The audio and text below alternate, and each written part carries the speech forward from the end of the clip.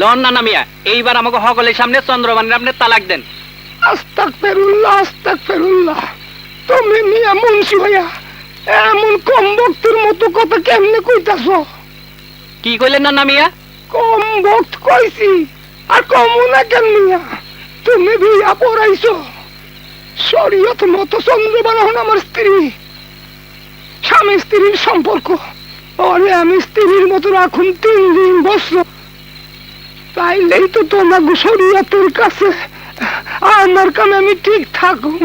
মুন্সি সাহেব এইটাকে মনে হলো, তখন কইলেন বুইরা টেহা নিয়ে স্ত্রীর দাবি ছাইড়ে দিব, অহন দিয়ে বুইরা বাসুরাই তো বসাইতে চায়। না নামিয়া তখন সহজেই রাজি হইলো, তার মধ্যে এত পেস কেউ গা জানতো।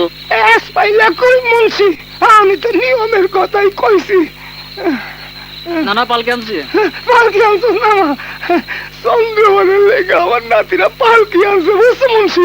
অভাবে সে হাফ চন্দ্রবানের তাড়াতাড়ি পালকিতে তুলে দাও, রাত হইয়া যাইতেছে। চিন্তা করে না নাতিন জামাই, আজ তো শনিবার, রবিবারটা বাদ দিয়া সোমবার ডুলি লইয়া যাই, ও দিয়া দিমুনে নাতিন রে। নাও চন্দন বিবি উঠো, বুড়ার পেটে এমন জিলাপির পেস কে জানতো? বুড়া বয়সে দিন রাতি ধরছে। আমারে বাসা সই, আমারে বাসা, আমারে বাসা। এই বুড়া শয়তানের লাগে আমি যাবো না। মুন্সি সাহেব, চন্দ্রবান বুড়ার সাথে যাবে না। আপনি বিয়ে পড়াবার আগে বলেছেন নানা মিয়া টাকা নিয়ে তালাক দেবে, তাই চন্দ্রবান রাজি হয়েছিল হিল্লেতে। এখন নানা মিয়ার বাসরে সব জেগেছে। ছোট মামাকে খবর দিয়েছি, উনি না আসা পর্যন্ত চন্দ্রবান এক পাও লড়বে না।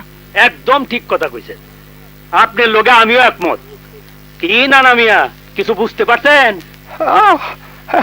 1 তালাক, 2 তালাক, 3 তালাক, 22 তালাক। চলো নাতিরা আমার এই পালকিতে তুলে লইয়া চলো।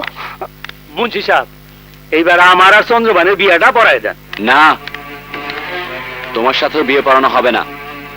চন্দ্রবান, কাল থেকে তুমি আমাদের সমিতির কাজের ঘরের কারখানায় কাজে যাবে।